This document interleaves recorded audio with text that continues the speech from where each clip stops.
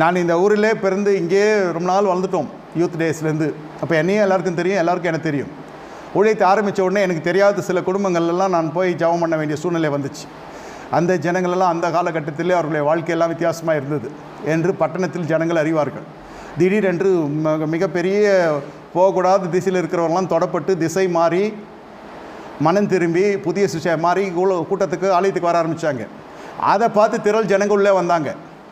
யார் இந்த வாலிபன் இந்த வீட்டுக்கு வந்து விட்டு போகிறானே அப்படி ஆரம்பித்தவங்க அதன் பிறகு பார்த்தால் இது ஒரு ஊழியக்காரர் என்று அவர்களுக்கு அறிய வந்தது.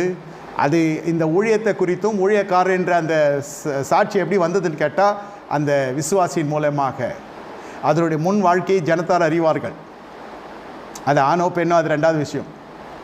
ஒரு குடிகாரனாக இருப்பான், ஒரு தவறு செய்கிற ஜனமாக இருக்கும். இப்பொழுது அவர்கள் என்ன செய்கிறாங்க? பரிசுத்த ஜாதியை மாறி ஆலயத்துக்குள்ளே வருகிறாங்க. இந்த மனிதன் வாலிபன் எதற்கு வந்து